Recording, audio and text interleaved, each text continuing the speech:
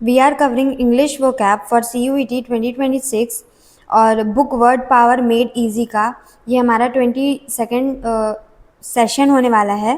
इसकी कुछ प्रोनाउंसिएशन है, पहले देख लेते हैं, फिर एक्सरसाइज को करेंगे। पहला वर्ड है titillation, adulation, adulatory, proscription, proscriptive, obviation, trivial, trivialities, trivia, militant, militancy, malign, malignity, malignant, malignancy। ये हमारी सेकंड प्रोनाउंसिएशन है। इसका पहला वर्ड है मैलेडिक्शन, मैलेडिक्ट्री, मेलेवोलेंट, मेलेवोलेंस, मेलेफिशिएंट, मेलेफियंस, मेलेफैक्टर, मेलेफैक्शन, मेलाड्रॉइट, मेलाड्रॉइटनेस, मेलाइस। जितने भी वर्ड्स अभी हमने कवर करे हैं इन्हीं से रिलेटेड अब हम एक्सरसाइज करेंगे। फर्स्ट एक्सरसाइज का पहला वर्ड है टिटिलेशन। टिटिलेशन का मतलब होता है टिटिल वर्ड ही ऐसे लग रहा है एक स्टिमुलेशन से रिलेटेड है। प्लेजर मीन्स एक स्टिमुलेटिव प्लेजर जो होता है, एक प्लेजरस फीलिंग जो होती है वो होती है टिटिलेशन। जब कभी हमें बहुत प्लेजर सा, बहुत अच्छा सा, स्वीट सा फील होता है तो वो होता है टिटिलेशन। सेकेंड वर्ड है एड्यूलेशन। एड्यूलेशन का मतलब होता है तारीफ करना। इसका आंसर होगा एफ। वर्शिप, एक्सेसिव फ्लैटरी मतलब बहुत ज़्यादा तारीफ करना किसी की, वो होता है एड्यूलेशन। तारीफ करने से रिलेटेड कुछ सिनोनिम वर्ड्स होते हैं जैसे एक्सटॉल, कुडोस, कमेंड। ये सारे वर्ड्स एड्यूलेशन से रिलेटेड होते हैं। एड्यूलेशन का मतलब तारीफ करना। थर्ड वर्ड है प्रोस्क्रिप्शन। प्रोस्क्रिप्शन मतलब किसी भी चीज़ को प्रोहिबिट करना। आप ऐसे याद कर सकते हो, प्रोस्क्रिप्शन पी एंड प्रोहिबिट पी। तो प्रोस्क्रिप्शन का आंसर होगा ए, प्रोहिबिशन। मतलब कभी अगर आपको याद करने में दिक्कत हो तो try to make a relation between the words जिससे कि वो आपको याद करने में आसानी हो, क्योंकि हमारा माइंड एक बहुत ज़्यादा बहुत वास्ट तो है नहीं कि हम सारी चीज़ों को कवर कर लें, बट ये है कि हम ट्राई कर सकते हैं अपना बेस्ट देने की, सभी चीज़ों को याद करने की। और अगर याद नहीं हो रहा है तो याद करने के तरीके बनाइए अपने कि जिससे वो आपको याद हो सके। किसी चीज़ को मना करना, इससे रिलेटेड कुछ सिनोनिम है बैन, डिबार, बैनिश करना, तो ये सब होता है प्रोहिबिट। इसका आंसर होगा थर्ड का ए। हमारा नेक्स्ट वर्ड है मिलिटेंसी। इससे रिलेटेड एक वर्ड था, इससे रिलेटेड मीन्स यही वर्ड था हमारे प्रीवियस सेशन में, मिलिटेंट। मिलिटेंट का मतलब होता है वर्क अगेंस्ट, मतलब किसी चीज़ के खिलाफ वर्क करना। जैसे इससे रिलेटेड सिनोनिम हो सकते हैं क्रिटिसाइज करना, अगेंस्ट किसी के वर्क करना, या फिर एग्रेसिव हो जाना। मतलब बेसिकली किसी चीज़ के अपोजिट में बोलना। मिलिटेंस मतलब वर्क अगेंस्ट, उसका मतलब होता है मिलिटेंसी। तो इसका आंसर होगा J, aggressiveness. Aggressiveness in the sense कि आप किसी भी चीज़ को क्रिटिसाइज कर रहे हो और उसके अगेंस्ट हो, मतलब उसके खिलाफ हो। इससे रिलेटेड वर्ड हो सकता है रेबल, हो सकता है डेप्रीसीट, हो सकता है। ये सारे वर्ड्स क्या होते हैं, क्रिटिसाइज करने से रिलेटेड होते हैं। और क्रिटिसाइज का मतलब ही होता है मिलिटेंट पर्सन। क्रिटिसाइज का मतलब होता है, अगर मिलिटेंट आपके आंसर में आता है क्वेश्चन में, अगर आपके क्वेश्चन में मिलिटेंट वर्ड आता है तो उसका मतलब हो सकता है आप अपोज कर रहे हो, वर्क अगेंस्ट और एग्रेसिव। नेक्स्ट वर्ड है मैलिनिटी। मैलाइन एक वर्ड होता है, MALIGN। इसका मतलब होता है एक ऐसी हार्मफुल और बैड स्टेटमेंट या फिर वर्ड जो किसी पर्सन के खिलाफ यूज़ किया गया है उसकी रेपुटेशन को ख़राब करने के लिए। इससे रिलेटेड जितने भी बैड वर्ड्स अगर आप आए तो उसको इसके सिनोनिम्स में यूज़ कर सकते हो। हार्मफुल हो गया, विशियस हो गया, एग्रीजियस हो गया, और ऐसे भी कोई भी वर्ड जो इससे रिलेटेड हो, हार्मफुल से, बैड से रिलेटेड, अनकॉन्शनेबल हो गया, वो भी इसके सिनोनिम में यूज़ किया जा सकता है। इफ़ अगर क्वेश्चन में आए तो आप उसको आंसर लगा सकते हो, क्योंकि इनडायरेक्टली वो वर्ड हार्मफुल में ही जा रहा है। तो मैलिनिटी का मतलब एक ऐसी स्टेटमेंट जो हार्मफुल हो किसी अदर पर्सन की रेपुटेशन के लिए। तो इसका आंसर होगा हेटफुलनेस, हार्मफुलनेस। एक ऐसा hateful, harmful, अनस्क्रूपुलस, immoral, bad, vicious, ये सारे वर्ड्स आपस में सिनोनिम है। और मेलाइन का मतलब भी यही होता है और मैलिनिटी भी यही होता है, हार्मफुल और डेंजरस, वेरी बैड। तो वो होता है ऑप्शन बी, मेलाइन का आंसर। नेक्स्ट वर्ड है मैलेडिक्शन। अब इसका अगर हम रूट वर्ड सीखें तो मैले, जो वर्ड मैल है या फिर मैले है, ये इसका मतलब होता है bad, something bad, harmful, hateful, इसका मतलब होता है बैड। Harmful, hateful. और डिक्शन जो वर्ड है, अगर इसको मैंने प्रीवियसली भी बताया था कि जो वर्ड डिक्ट होता है, DICT, डिक्शन, डिक्ट, ये सब कथन से रिलेटेड होता है। बोलना, कथन, वर्डिक्ट। वर्डिक्ट में भी क्या आ रहा है? डिक्ट आ रहा है। डिक्ट मतलब, या फिर डिक्ट मतलब बोलना। जहाँ पे भी डिक्ट वर्ड आ जाए या फिर वोकल वर्ड आ जाए तो उसका मतलब क्या होता है? वो बोलने से रिलेटेड है, आपके साउंड से रिलेटेड है, कथन से रिलेटेड है। तो अगर कभी आपको मीनिंग नहीं आ रहा तो आप उस वर्ड को ब्रोक करके ट्राई करिए उसके रूट वर्ड फाइंड करने की, then definitely you will find the answer. तो मेलेडिक्शन जो वर्ड होता है, male means bad and diction means कथन या फिर बोलना। तो किसी के लिए गलत बोलना, किसी को कर्स देना मतलब किसी को श्राप देना या फिर गलत बोलना किसी के बारे में, और something you have seen which is wrong for any other person, तो उसका मतलब होता है मेलेडिक्शन। तो इसका आंसर होगा I, a curse. I forget to tick the answer of first. तो फर्स्ट का आंसर होगा एच, प्लेजरेबल स्टिमुलेशन या फिर टिकलिंग। तो इसका आंसर होगा फर्स्ट। फर्स्ट वर्ड था हमारा टिटिलेशन। तो अब हमारा सेवेंथ वर्ड है मेलेड्रॉइट। जो मेला वर्ड होता है, मैल वर्ड होता है, इसका मतलब ये होता है बैड, हार्मफुल, हेटफुल। और जो वर्ड ड्रॉइट होता है, ये हमने सीखा था अपनी प्रीवियस, मैंने सिनोनिम्स भी कवर करी है इसमें। तो जो ड्रॉइट होता है इसका मतलब होता है स्किलफुल।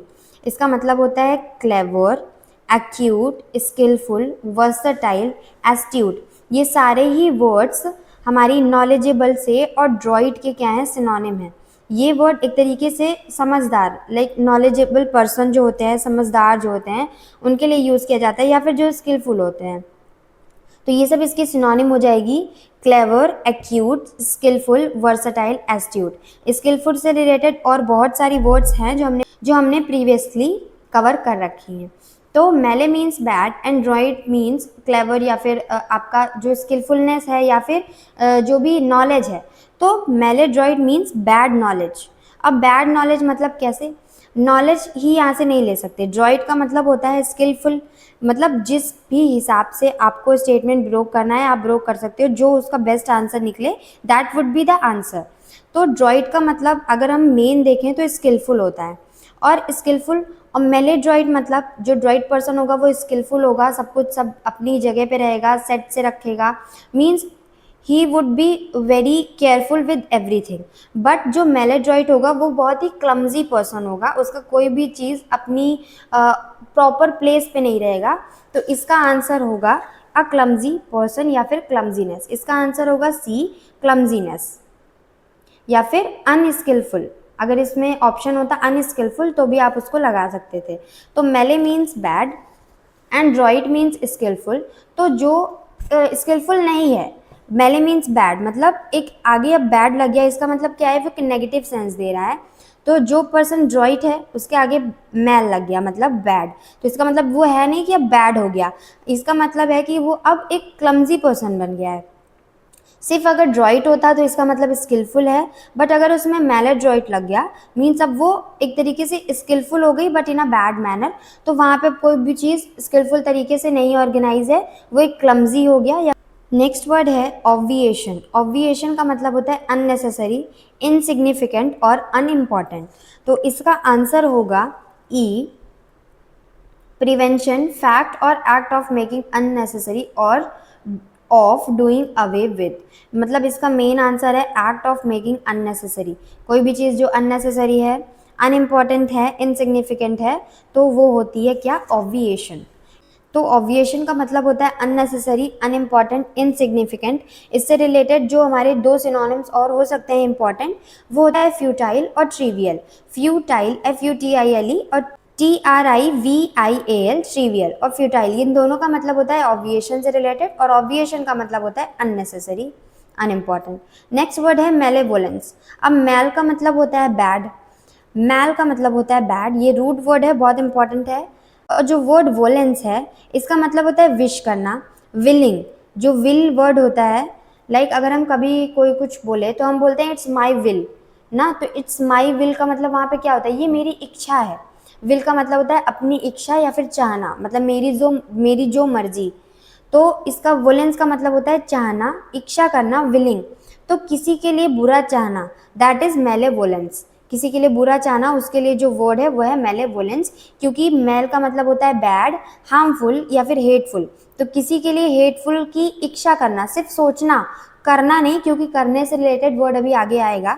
यहाँ पे सिर्फ आप किसी के लिए बुरा सोच रहे हो, not you are doing but you are only thinking और विलिंग, ओनली विशिंग, तो that the word is malevolence. Male means bad and volence mean इच्छा करना, चाहना। तो किसी के लिए बुरा चाहना इज मेलेवोलेंस।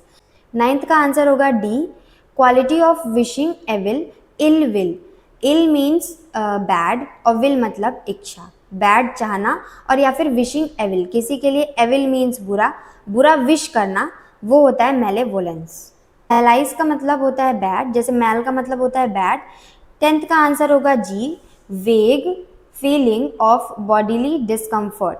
वेग का मतलब अनक्लियर, एक ऐसी अनक्लियर और डिस्कम्फर्ट फीलिंग बॉडी की, वो होती है मेलाइज, क्योंकि मैल का मतलब होता है बैड। तो एक बैड, डिस्कम्फर्ट, ये बैड से वर्ड ही रिलेटेड डिस्कम्फर्ट भी है। ये हमारी दूसरी एक्सरसाइज है। इसका पहला वर्ड है एड्यूलेटरी। एड्यूलेटरी का मतलब होता है तारीफ करना। इससे रिलेटेड सिनोनिम्स हैं एक्सटोल, कमेंड, एप्रिसिएशन, कुडोस। ये होता है एड्यूलेटरी। तो इसका आंसर होगा एफ, वर्शिप, अडोरिंग। अडोर करना, एडमायर करना, वर्शिप करना, तारीफ करना, ये सारे वर्ड्स एड्यूलेटरी से रिलेटेड हैं।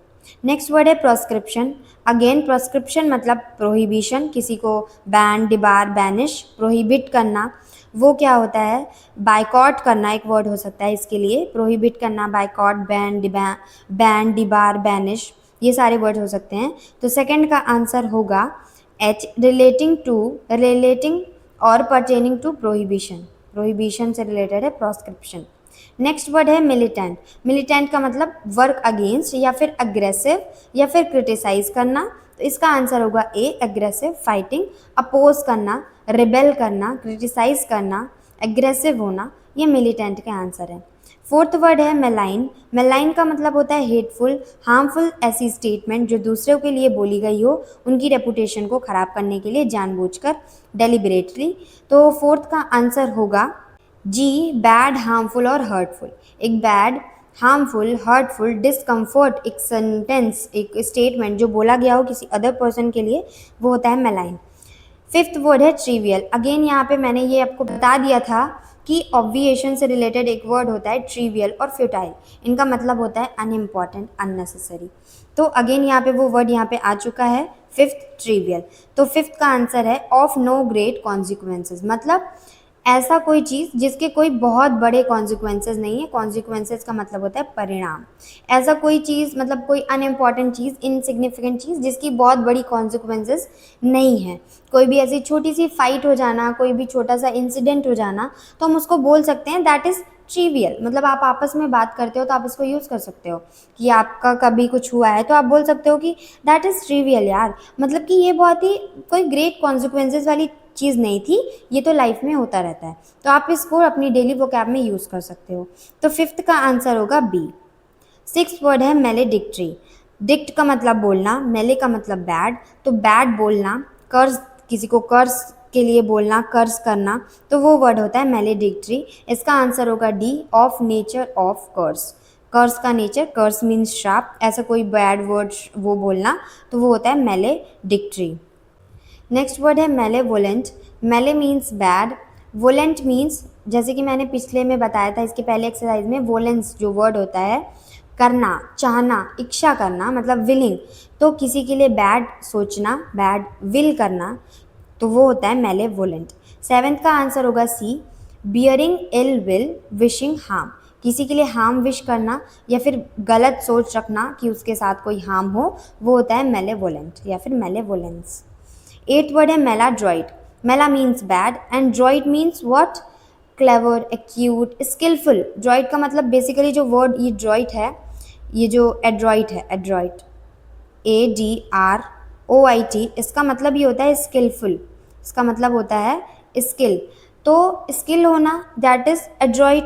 लेकिन मैल स्किल, मैल स्किल मतलब स्किल ही नहीं है आपके अंदर, आप मतलब बहुत ही क्लमजी पर्सन, कोई भी पर्सन जो बहुत ही क्लमजी पर्सन है, क्लेवर नहीं है, बहुत ही लाइक विटीफुल है, उस मतलब बिना सोचे समझे कोई काम कर रहा है, तो वो होता है मेलेड्रॉइट। तो एट्थ का आंसर होगा ई क्लमजी और ऑकवर्ड। हमने सारे वर्ड्स को बहुत ही डीप में देख लिया है। येस नो वाली एक्सरसाइज को हम फास्टली कवर कर लेते हैं, सो दैट जो फीलिंग वाली एक्सरसाइज है उसको आप अटेंड करना। So does a malignant look indicate kindly feeling. Malignant look जो होता है ये होता है हार्मफुल लुक, क्योंकि ये वर्ड मेलाइन से ही रिलेटेड है, MALIGN, और इस वर्ड का मतलब होता है हार्मफुल, बैड और हर्टफुल। तो वो क्या काइंड होता है? Answer is no.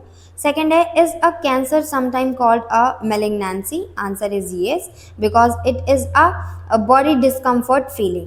Third word है आर ट्रिवलिटी इज इम्पॉर्टेंट। तो ट्रिवल का मतलब होता है जो अनइम्पॉर्टेंट हो, इनसिग्निफिकेंट हो, ट्रिवियल हो, ऑब्विएशन हो, फ्यूटाइल हो, जो बेसिकली इंपॉर्टेंट ना हो, जिसकी कोई ग्रेट कॉन्सिक्वेंसेज ना हो, तो वो क्या इंपॉर्टेंट होता है? Answer no. आपस में एंटोनिम हो गए।